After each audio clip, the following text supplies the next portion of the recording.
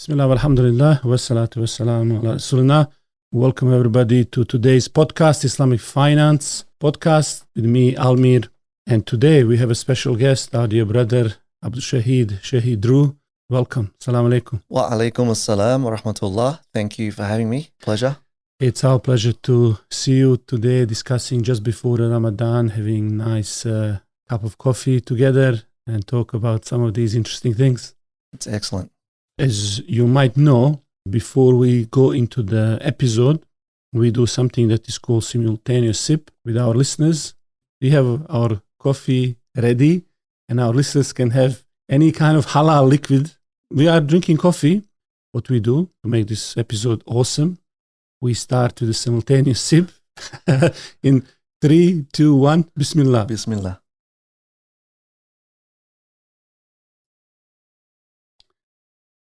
Nice. Very nice. Alhamdulillah. Alhamdulillah.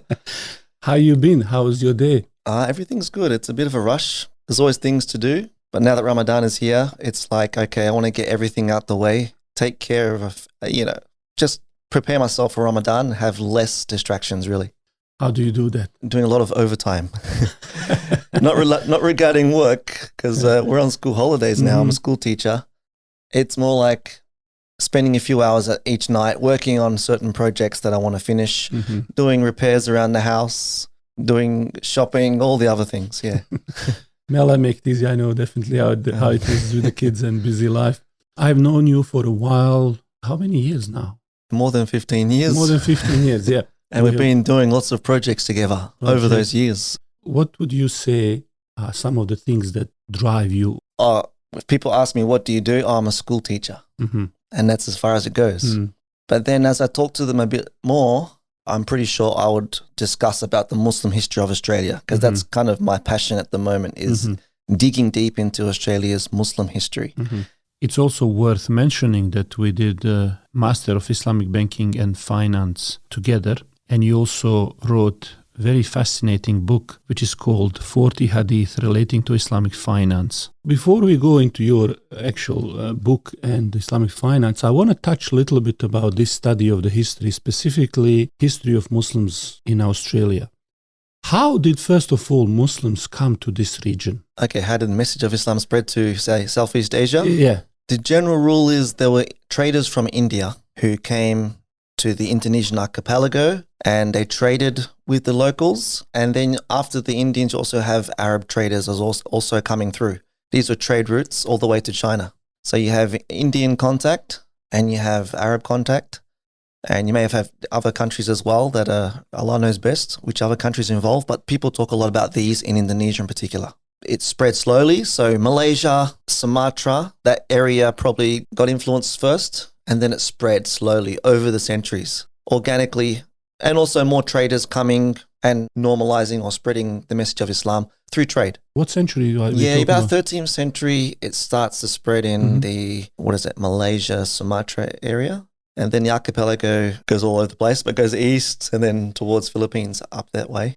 Even Philippines, you had half of Philippines was, say, Muslim, and then the other half was not. Once they become Muslim, also you get people sending scholars to some of those regions. Then you get locals who end up getting on boats and they go to some of these countries to learn Islam.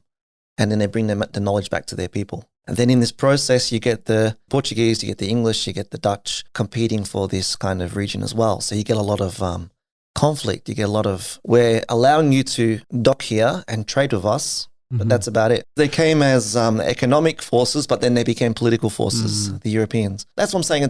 Islam is there, and it really gave these people some support to help resist some of this within their capacity. But then you have at that same time people coming to Australia who were Muslim from Sulawesi Island, and they made contact with the Aboriginals around 1750 or 1754. They have documented evidence from Dutch authorities that Muslims were going to meet with the Aboriginals in Australia. Documented evidence is very strong. That's the most strongest. But then you have some archaeologists, historians, or anthropologists, they would say it could be earlier than that. Earlier than what? 1750. 1750s. But Allah knows best. All I can say is they're going by some cave paintings here and there. rock art, maybe some of the language that spread. They say, well, how can they have this much influence over So that time? that's what we have documented and everything. Yeah. What about what those traders were actually doing, like in terms of the business? What kind of trade was happening, let's say, between Arab traders, Indian traders, and so on? Oh, no, a lot of them were dealing with everything, but spices in the archipelago were very valued. That's why Europe was interested in the spice trade. And you've got some islands that had limited, or what do they call it, nutmeg and these spices and things. They like people to buy and sell from them, no problem. But then when the Europeans came, it's like they wanted to impose their way and take over kind of thing. That was mostly the spices. For the Indonesians who were coming to Australia, we call them Malays, but they were from Sulawesi Island. They came to Australia to collect the sea cucumber. Looks like a cucumber. Mm-hmm. It moves. Right. It cleans the dirt off the ground or the leftover bits of the other fish and things. They would pick it up, prepare it on the beach, cook it, boil it, take the guts out and dry it, smoke it to let it, preserve it. And then they put it in bags, around 60 kilograms each bag, load their ships with tons of this, and they take it back to Sulawesi. And the Chinese who are there, they would be waiting to buy these from all those boats that brought this from Australia. We call this Australia's first industry, known industry. And the Malays themselves did not consume it, but they just sold it to the Chinese. The Chinese would chop it up and put it in their soups. And that's just part of something that they loved from around the 1600s. They included this in their food and they loved it. So it was a delicacy for some reason. I've never tried it myself. I actually heard it's coming back, that there are some restaurants who are reviving this tradition. Yeah, and the people that collect it, for example, Elcho Island, which is in Australia's north, they still collect trepang, the Aboriginal community there. And it gets processed in Melbourne and then gets shipped over to China as well. It's an ongoing process. This is Muslims coming, which is way back before even Captain Cook, that Muslims were making contact, exporting this trepang or sea cucumber and establishing this connection. And it's all about trade. It's about livelihood. These people are working for a living. So they only came to Australian shores 4 months. They didn't come here to stay. They just came here to work. And then they go back and sell what they could. Collect as much as they can within a season, and they can't just stay for more than 4 months. They've got only 4 months to get as much as they can because the monsoon winds will change. And that's the window that they have every year. So they call these trade winds. And these trade winds, if you look at history, the spread of Islam as well, these trade winds were very significant. Yeah, they're earning a livelihood, working hard. They learn the language of the Aboriginals, and then they go to another settlement and they find that it's a different language. So the Aboriginals didn't have one language. They had so many languages. And the Indonesians said, look, I think it's better that you learn our language. And then the Aboriginals would learn their language, and that's how they communicated. They sought permission. They didn't just say, oh, we're coming here and we're doing what we want. They asked the Raja, who was like the king or the leader of that particular tribe, permission, can we fish here? So they had that. Wasn't always the case, but that was generally what happened. Which is different from European kind of contact. Yeah, so it's a lot different than European contact. Plus, they would trade with the Aboriginals as anyone else. They would say, look, you do this much work, we give you these many items. So the Aboriginals would collect the sea cucumbers for them and get paid for that. And they get paid well, like bags of rice and the other foods that they have and the, sugar, things. And this is that ethical business and trading that probably attracted people to Islam when they came in contact with early Muslim traders. Yeah, I guess that's a natural way of life. It's just Muslims, they interact, they trade with people. They're doing their part in earning a living, but at the same time, they're doing everything according to certain rules. They're not using their power because these people turned up with larger numbers than the Aboriginal population who were on the coast at the time. They had the power to actually do what they wanted, but they know they did it properly. They sought permission. So we have 18th century Europeans are coming, and Europeans, Captain Cook and all of that history. Yeah, so 1770, Captain Cook discovers Australia. Discovers, quote unquote. Yeah. And they are bringing these convicts. Convicts come 1778. And that's that point with the convicts. Convicts are really sent as a punishment to Australia. Yeah, and they start settler colonies. So they set up little colonies. So there's nothing there. There's bush, not nothing. I mean, it's just the natural vegetation and land. There's also Aboriginal communities. But then you have these convicts coming and establishing, The way we first buildings. currently look in the school system at the convicts is usually romanticized, kind of. Would you say romanticized, or we see them as now people who are founders almost? Again, going back to the Eurocentric view, Allah they knows are now. best. Yeah. Obviously. I don't know what it's like now. Like at the moment, they usually there is a point of pride for many of the people who might say, I trace my lineage to the convicts, for example. So they would say, I have this many generation and my great somebody was convict. And that's why even some of the Muslims also, they try to find, were there any Muslims again? And there were some, yes. We don't know what happened to them. And that's another thing in history is like identity. What happened to them? I can't imagine the food, the diet, the changed diet. Yeah. Australia. But what is more interesting is that when Australia started to more expand and grow and so then it needed other help from outside as well. So what happened then? We have a lot of indentured workers, the pearling industry, the Indonesians working in the Queensland, even Indians working in Queensland. So we have a lot of indentured workers coming to Australia. More significant one after that was the Afghan Cameleers. What year are we talking about? So they first came in 1860, even though there's maybe a few camels brought to Australia before that. We know that these are good for some, exploration reasons, but it wasn't until 1860, and it's the Burke and Wills exhibition that actually started this process. A few people came with contracts from overseas. They left the port of Karachi, so some of them were from the Afghan and the border regions, so where the Pakistan, Afghan around there, some were from Afghanistan. And then they came to Melbourne and they helped Burke and Wills with this traveling across the continent, the first to travel across the continent. You are obviously documenting all of this in your upcoming book about this subject. And why did we bring camels here? Why not use the horse? Yeah, that's amazing. Like, even in the Quran, it mentions, have you not seen the camel, how it's created? And it's like, there's so many verses that talk about contemplation, about the universe, about the creation of the heavens and the earth.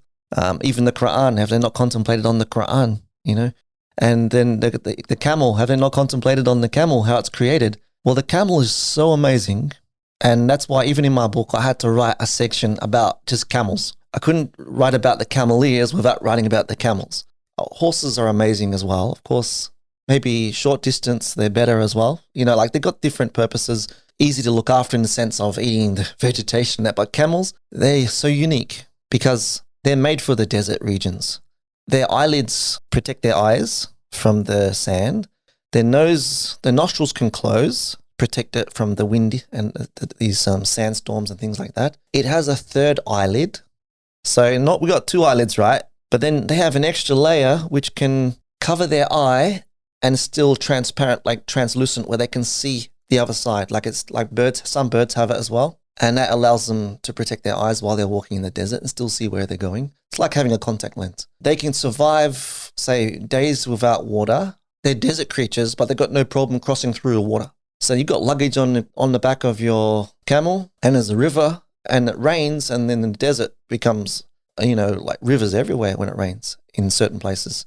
So these camels were able to go through all of that. The maximum you can put on these camels is 600 kilograms. 600 kilograms? Yeah, more than half a ton. That's the maximum on the strongest camel. Most camels, they got like 250 kg. That's roughly 250 to 300. That's probably what the average camel will be carrying. But you occasionally get this strong one that can carry more. Compared to the horses with the carts, they had to follow roads. Camels are like, okay, there's a shortcut, go this way. And because you have to load them and unload them so much, you can't just stop them whenever you want. So they'll travel pretty much from the beginning of the day and then go all the way to the end. And then they'd have their meals, proper meal at the end of the day, take all the luggage off the camels, let them rest. Then the next day, load them all up again and then take them. So they really outperformed horses on a much larger scale. The early Australia was built on the back of these camels. Infrastructure projects that were critical for Australia in those early days and like the late 1800s. So 1872, we had the overland telegraph line, which was made with many workers and many animals and things like this, horses and whatnot. But then the cameleers would turn up with the camels carrying large amounts of wire or the poles and things like that to put in the ground and put the wire on top of the pole. They had to carry a lot of supplies. So these were hired to the government by one of the owners of all these camels, who was originally from Scotland. He established large pastoral lands in Australia. And he said, look, I've got the camels. I've brought cameleers here. I've got workers. And he hired them out to the government. And they saw how effective this was. Then, obviously, no brainer. Use them for the train lines. Bring the sleepers. Bring the train, the large metal, train. You carry anything, supplies, food, critical food, like things that people needed in the outback when they're isolated, because you had horses that could not make the distance in the drought because of not enough water on the way. So then the camels were needed to supply the outback during drought. High dry seasons, many sheep will be dying. Even some people, they call them bullockies. They use cattle to pull their carts. Cows lined up pulling a cart. But they can't perform as good as the camel. Other than Overland Telegram is very famous railway lines, for example, that connected Australia. That's named after the Afghans. So it's called the Ghan. Probably over time they've shortened it to the Ghan originally from the word Afghan. So that is one of the longest trains in the world, I think. It's like 1 kilometer long. I reckon it's one of those once in a lifetime things you have to do. Give it a go. I'd love to go on it one day, but you have to have 2 days free to travel that. Bring some books with you. It's incredible. I have a coin there, Afghan cameleers. It's interesting that they were honored. Yeah. So that's another thing that probably they've been greatly dismissed to a certain extent in our history. So that's another thing I'd like to bring out a bit more. So when I think about this history, Muslims trading, being honest with others, paying people, asking permissions, where do you think all of these mannerism and way of dealing with others come from? Yeah, that's the thing about, of course, these people were Muslim and they've got these principles from their upbringing about honesty and dealing with people in a fair way. Islam also teaches us that all people are the children of Adam. We don't discriminate based on the color or the country they come from. This is all part of Allah's decree. Allah decreed where people came from. They didn't have a choice about that. That's why on Judgment Day, He won't ask you what color your hair was or what color your eyes were or skin or where your parents come from. He won't ask that. But He will ask you about your manners. He'll ask you about how you dealt with people. This is all part of your choice, your free will. They displayed a lot of that. That's why they got along well with so many different communities. With the Aboriginals, many Afghans, they end up marrying Aboriginals as well, who grew up on Christian missions. So they had the Christianized Aboriginals. They married to the Afghan cameleers. Some of them became Muslims, some of them didn't. But then they've left many descendants as well. And then you have a lot of people who respect the Afghan cameleers, who they weren't related to them through marriage or anything like that, but they respected them because they knew the way they dealt with them, they had joked with them, they have good communication with them. Once the people got to know them, they respected them. And so this brings us to the Islamic finance topic. Yeah. Tell me a little bit the idea behind your book about Islamic finance. Well, I started writing it as part of my research while we're doing the master's course. We were looking at so many books. Whatever books were available, was searching all the libraries for what we could find on Islamic finance. Even we were asking experts, what books do you recommend? So trying to get the best sources, I remember that. But I felt like I want to know more of the proofs or the roots, because we have primary sources in Islam, the Quran and the Hadith, the sayings of the Prophet ﷺ. So this is what I wanted more. I wanted to know, where's the evidence for what you're saying? So I had in mind, let's do a book. I'll do it as a research. I'll do my book on that. I'll do 40 hadiths. And alhamdulillah, we got it done. And when I got stuck on the hadith that I felt like I'm not sure about the 100% if I've covered it well, I'd ask some people of knowledge, does this mean this and that? It was a nice process. I learned a lot. It made me realize Ibn al-Hajjar, who wrote one of the explanations for Sahih Bukhari, when he went through, before he wrote that explanation, he went through all the other hadith books as well to find similar hadiths that relate, so he could explain and add, what other hadiths, other narrations there are.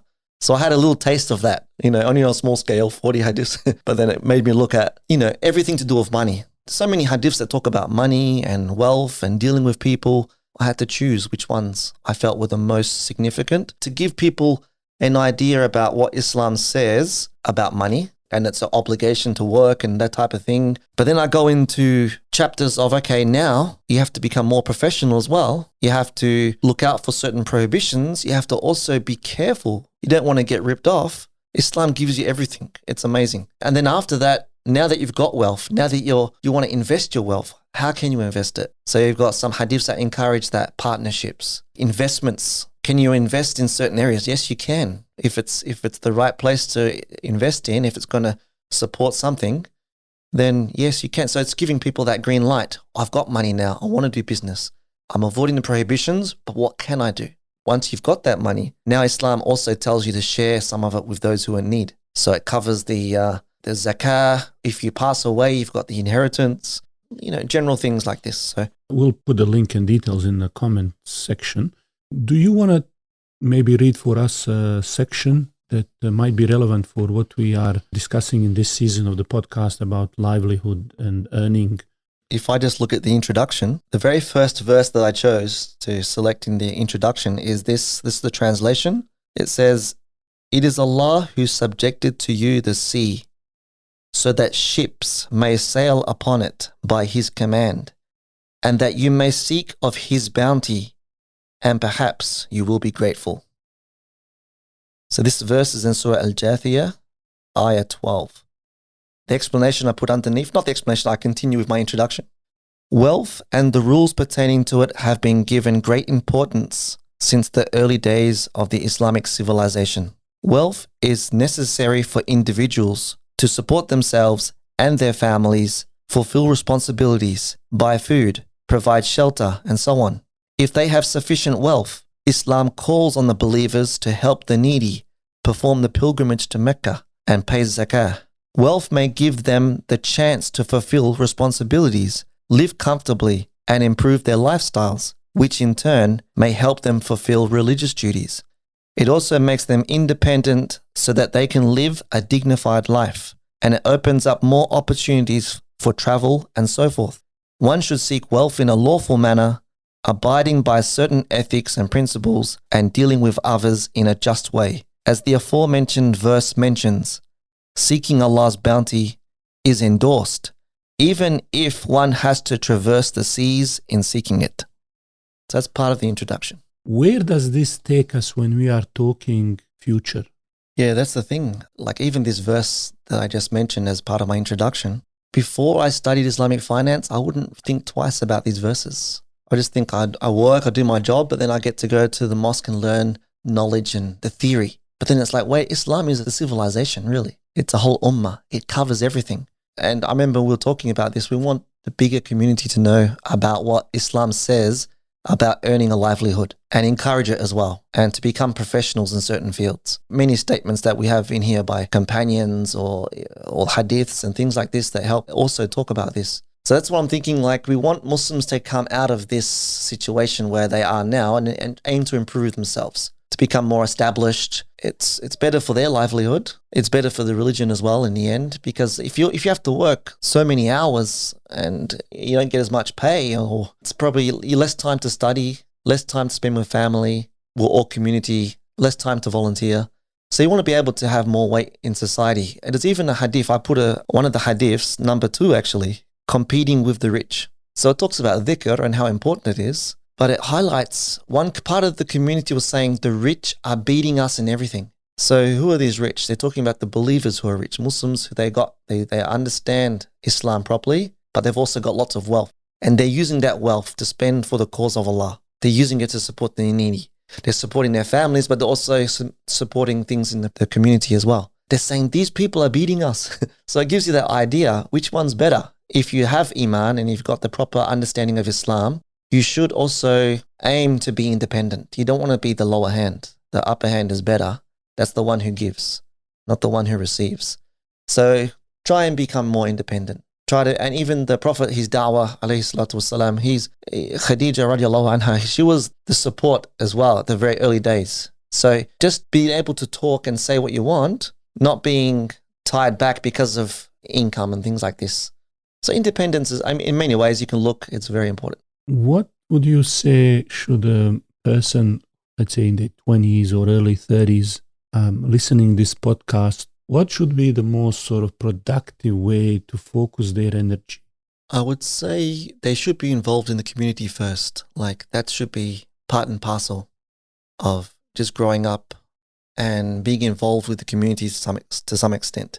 So I wouldn't say start your professional career, then when you get established, then see what the community is doing. Because I felt like that's where I grew up from, is that grassroots, being involved, volunteer here and there, being involved in certain projects, working together with people in teams and things like this. And then while you're doing that, that forms you, that builds who you are, your identity. And then on the side, you're working whatever jobs you can until you get established or you finish your degree. You might have times where you're struggling because you have to take a part-time job. The main thing I'd say is being involved with the community, having that connection. And wherever you are, you have to find who is doing something, who can I be involved with. Then on the side, you'll be working towards your professional career. That's the way I see it. But then what advice do I give for that? Allah knows best, because how many people, I look at this person, I say, this works better for you, but for this person, it doesn't work as well. So I wouldn't say do what I did, because even myself, if I look back, I'd change a lot of things that I did.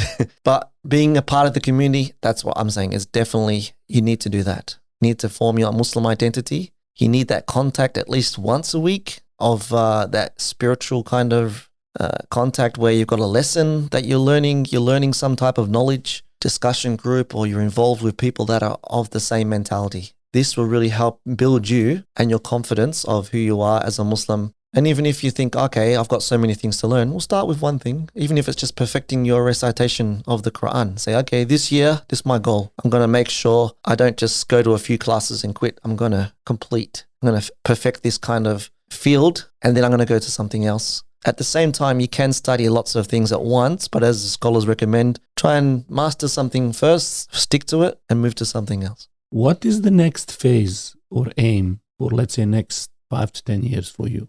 Yeah. Anyway, good coffee, by the way. Thank you very much. That's why I think coffee is so good, for helping you contemplate. You know, it's like, wait, I need to think of something. Start the coffee. And if someone interrupts me, I'm like, wait, I have to start again.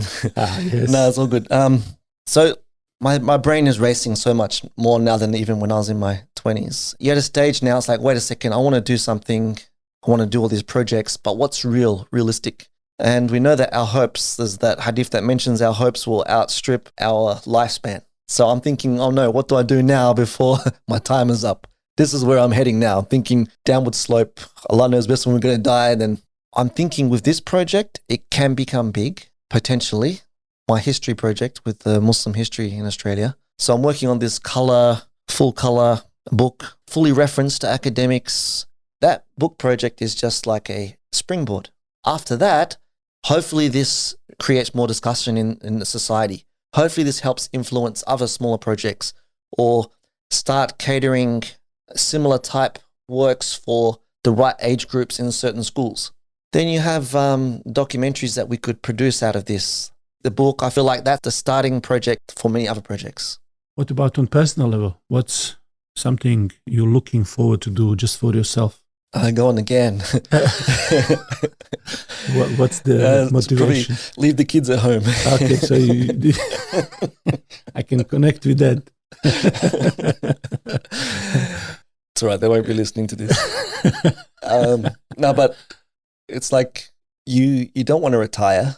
You just want to keep going. Mm. So it's like giving back to the community. If the project works well, okay, let's keep giving back. So it's like a self-sustaining project, which then allows you to focus full time on that. Yeah, there could be that. So I may concentrate less on the actual working for someone else, whereas we're focusing more on this stuff that I have been working on for like 10 years. And I feel like I can do a lot more in that field. A lot of people, they have some incredible projects that at any other point in time, whether government or institution like Waqf would sponsor, so that people can actually focus. Today, a lot of very important work and research is basically left for people to do in the spare time. How do you find that aspect? How productive can you be, and how productive you must be in order to balance all of this?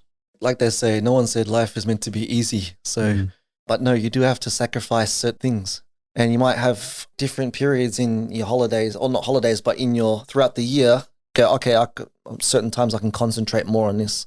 But that's the thing, you have to work. And the Sahaba, they used to work, and it's just part of life. So, okay, I can do that, but at the same time, I do have to try my best and work on another way. But if I somehow find an investment that works for me so well that I can leave my other job. You even have Abu Bakr radiallahu anhu, when Abu Bakr was a Khalifa, and he's still working to support his family.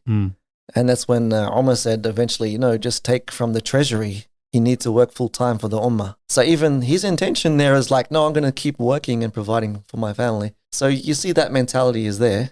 You have to take care of your primary responsibility to yourself and your family. A lot of people kind of dream or romanticize they want to work, let's say, for dawah or for Islam or for a greater good. But in reality, what is the reality? You look at some people, it works out for them. Okay, they've got a support. Even look at the great imams. Like Abu Hanifa, he had a successful business regarding the clothing in the market. It worked for him, supported him well. And even his students, he could give them some money, or lots of money. Imam Malik, he relied on the treasury. Like he was supported by that. Then you've got Imam Ahmed. He would not take money from anyone except that he earned it. And you see him, wherever he's traveling, he's earning for his living. He's making that money to survive, to buy his food and things like this. So you have these great examples. And how much did Imam Ahmed write? How much did he contribute to the ummah? You can't reach that. But he was working to support himself throughout his life, day in, day out. And that level of commitment and sacrifice is something incredible. Yeah, it is. The discipline, the silently taking all in and keep going. You got this hadith with the Prophet ﷺ. He mentions, Allahumma inni a'udhu bika min al-kasal, which means, oh Allah, I seek refuge in you from laziness. I seek refuge in you from laziness, from being lazy. A lot of things work according to our, they call it the asbab, the reasons, the causes. Like what? Okay, I didn't get this job. I didn't get this money. Okay, people talk about, of course, Allah is Ar-Razzaq. He's put the provisions on the earth enough for everyone. But then there's also that working, going out and seeking those provisions, being lazy. If this wasn't an issue, then this hadith, this hadith clarifies that no, you do have to work hard for certain things. You do have to try certain things. And even when Umar, he talked to those people who were in a mosque at the time when everyone else was working, he's telling them, like, what are you doing here when everyone else is working? Like, it was strange for them to be there at that time. So I'll just say it's normal to be working hard, to do what you can for your family, but at the same time, you have to do something else for your own self-development, and maybe something, hopefully, even when I wrote this book, I felt like, what does the community need that I can get rewards from somehow, inshallah?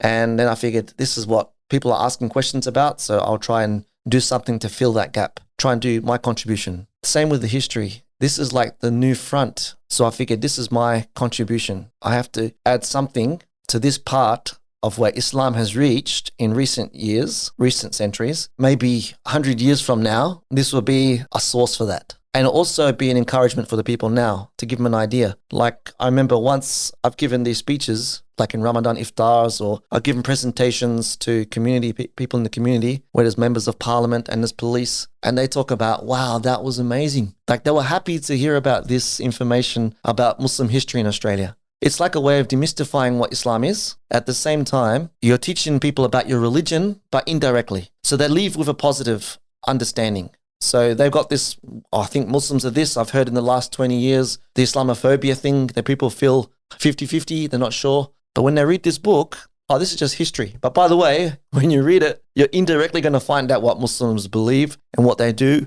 And this is just part of the end of this 1400-year history. So this is where it's at now. Where can people find more information about you and your projects? I'm on Facebook. It's Muslim History Projects. YouTube, Shahid Drew. And I've just started an Instagram account for Muslim History Projects. But in the future, like in the next, say, few months, I'll be utilizing it more, inshallah. So it's very new, but that's also called Muslim History Projects. All right, inshallah. We'll link that. Thank you very much. May Allah reward you for your time. And I hope listeners enjoy this episode and the coffee. Please do subscribe to all of our email list and social media. We have Telegram channel where we are sharing and discussing about various things. Suggest next the guest that you would like me to interview. And I'll see you inshallah next week. All the best. Assalamu alaikum. Assalamu alaikum.